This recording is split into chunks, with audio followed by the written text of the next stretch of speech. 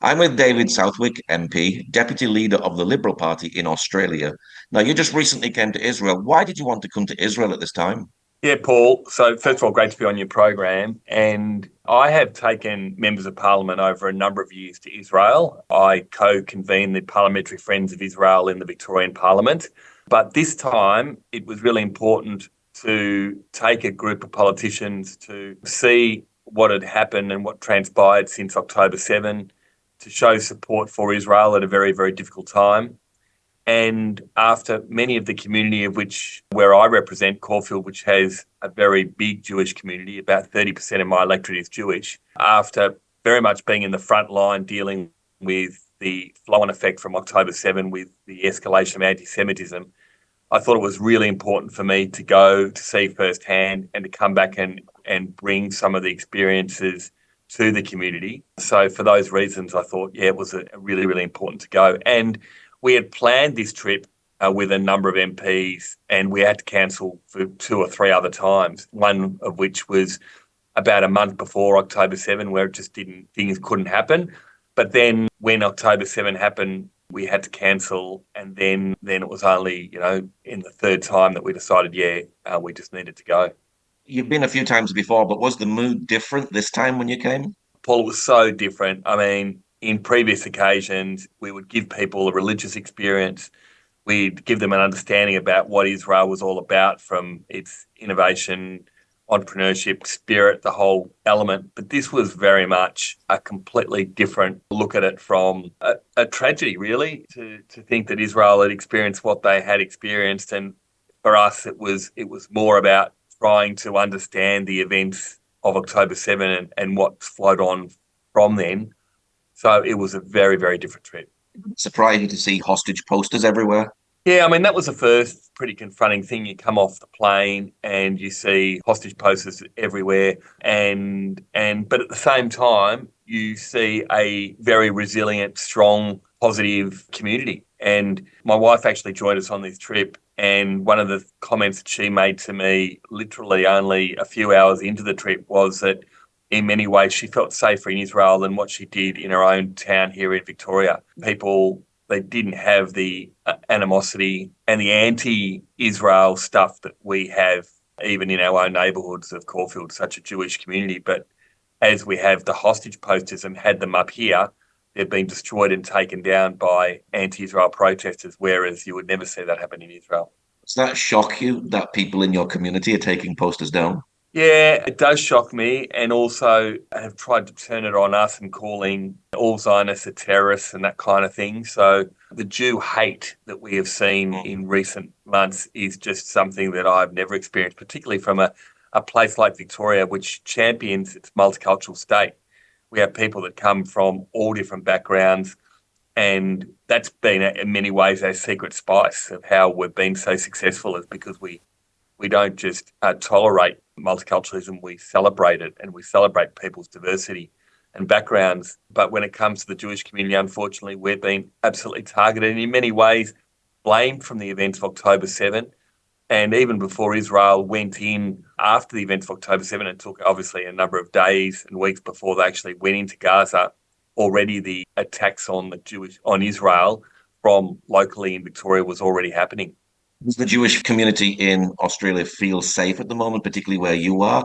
And do you think this just will cause them to want to come to Israel? Yeah, look, I mean, it's the community's strong, but also like we have rallies of 5,000 people in our CBD every week on a Sunday, and most Jews won't go into our city, our CBD, because of fear. We have protesters that have been camped outside our parliament, the steps of parliament, and they know who I am, being a Jewish member of parliament, so they target me, which is just very uncomfortable. And we've had a number of really disturbing things. Probably one of the most disturbing things that made, oh, a few really, but one of the first disturbing things was November 10, just over a month after the October 7 massacre.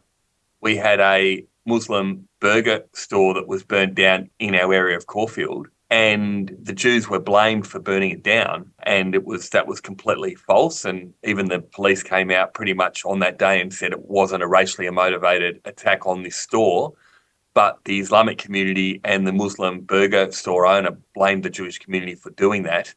And that night, the Jewish community were besieged by protesters outside a synagogue on the Sabbath.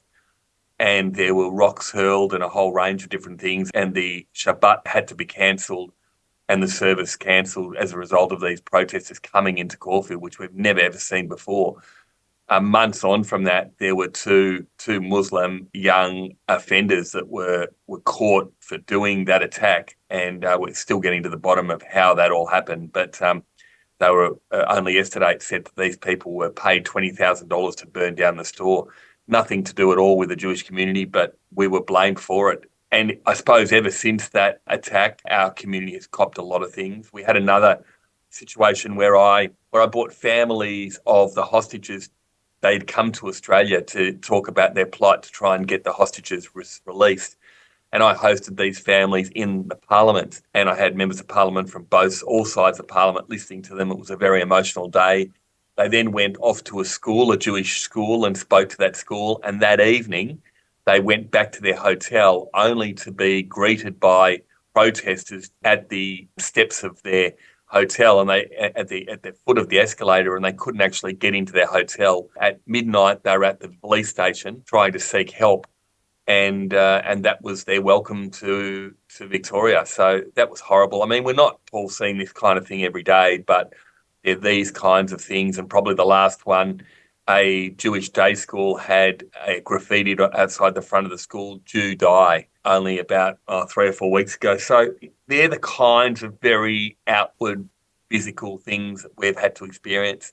As I say, we're a very strong, resilient community here, and we will fight it. And we've had particularly a lot of the Christians very strongly stand up alongside us. We had a Never Again rally with about 7,000 people in the city, run by the Christian movement. And that was the first time that the Jewish community felt safe to go into the city and do a peaceful rally to combat the kind of very aggressive rallies that the anti-Israel protesters are doing at the moment. It was very much like 1930s Germany. Do you get that sort of feeling?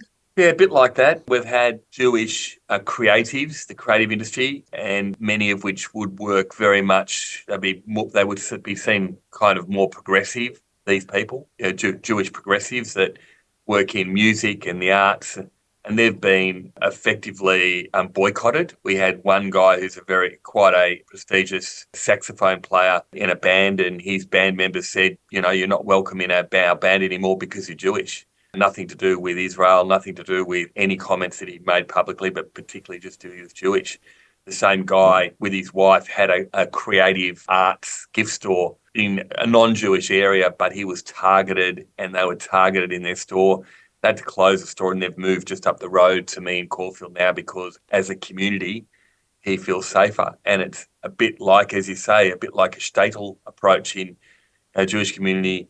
Feel safe in amongst their own, but not as safe going out into the more broader areas on the streets. It's a real problem. We're working with police, we're working with government at the moment because we feel that they've failed the Jewish community during these times. People hiding their Jewishness? A little bit. So I've heard situations where medical doctors and nurses who would normally be very visible Magen Davids on their neck, have hidden that because of what people have said in the workplace. There was a Muslim nurse that said that if a Jew came in, she wouldn't treat them, that kind of thing. There was a lot of people that were doxxed on social media because they were Jewish and their details were shared with other people as well.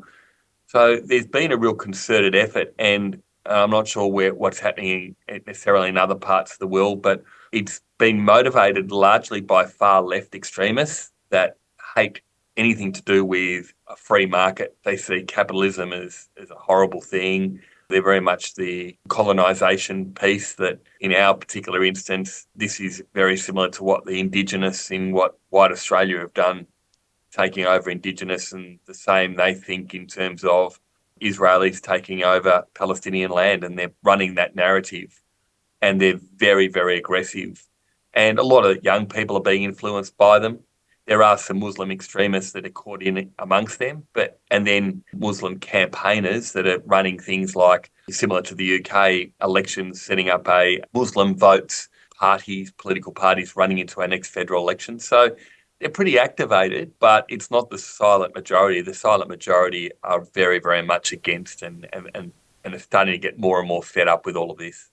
Does it feel like the world has forgotten about the hostages today? Yeah, we had a 9 month walk around our local park, lovely on Sunday, and a number of media came down, and that's exactly what I said, that it just feels like the reference point of how this all started, the terrorist attack and the hostages, was forgotten. And that was part of going to Israel in many ways, just to see with my own eyes and come back and share with a lot of people the fact that, we've met with hostage families, we've seen the various kibbutzes that were attacked.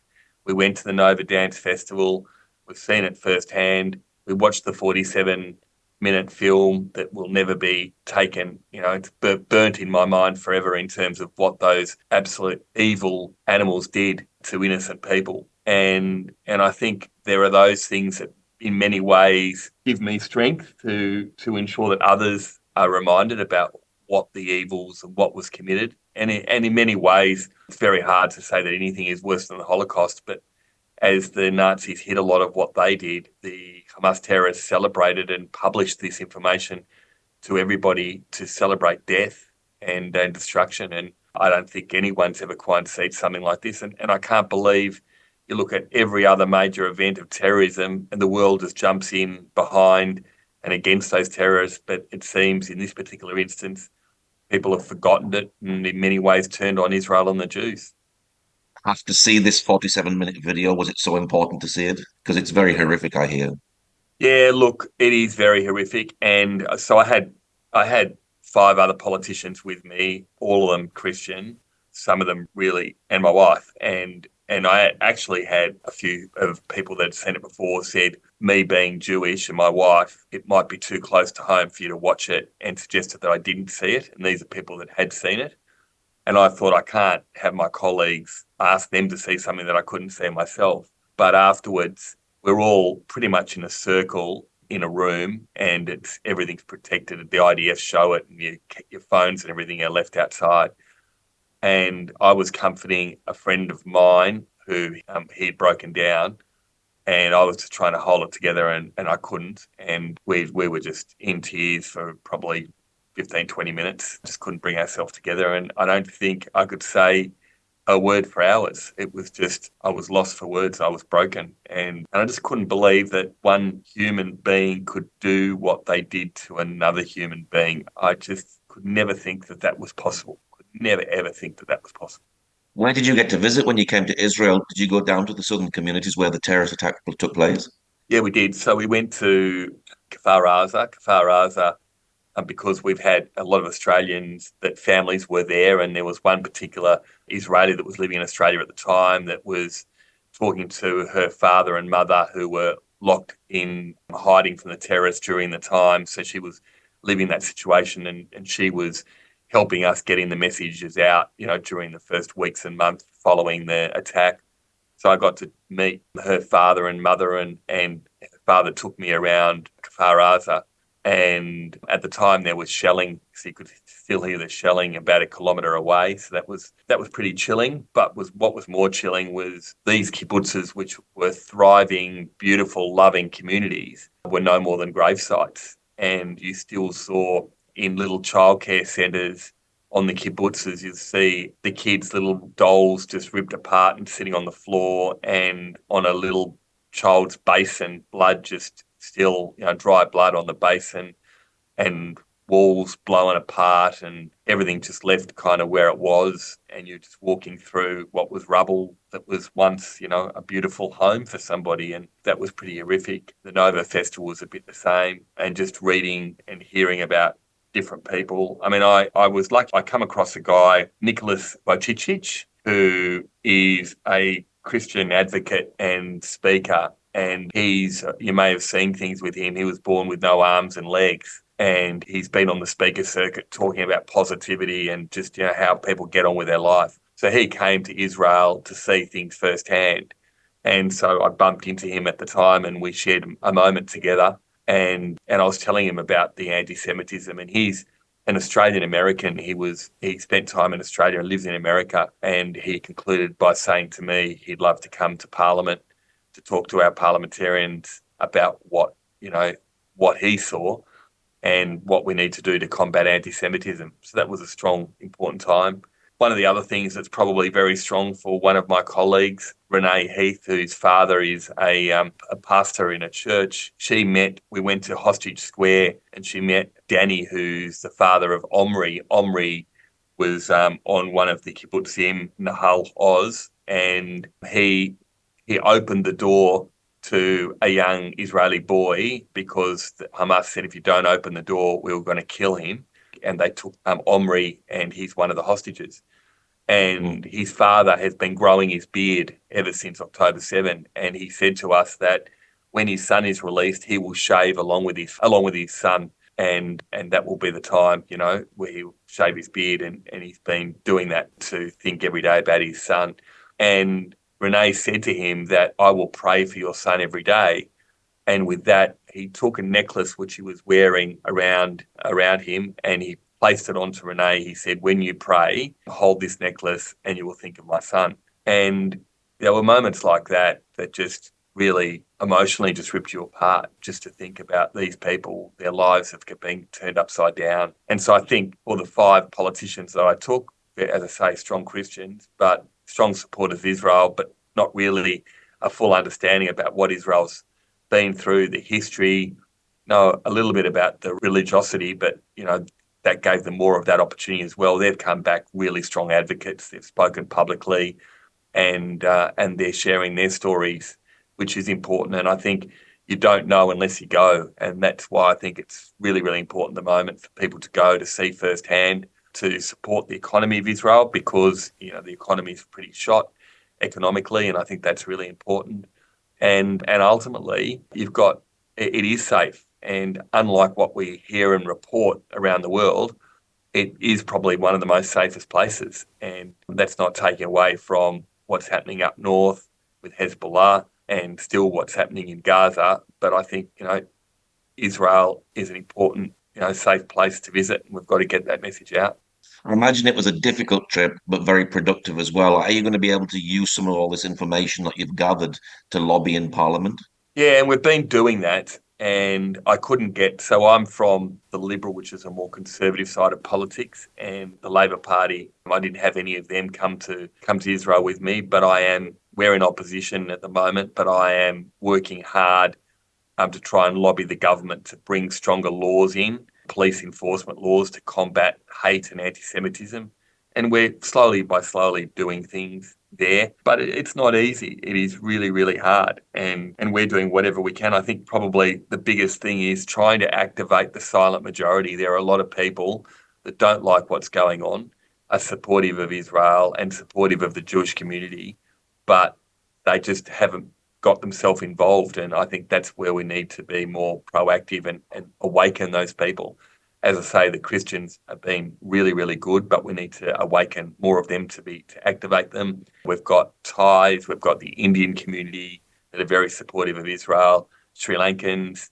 We have a number of those communities that live here in Australia. We've got to, again, they've turned up to a few of our peaceful rallies, but we need to awaken them further to activate, to combat the hate and to tell the truth and share the truth. What is your prayer for the Jewish community in Australia at this time?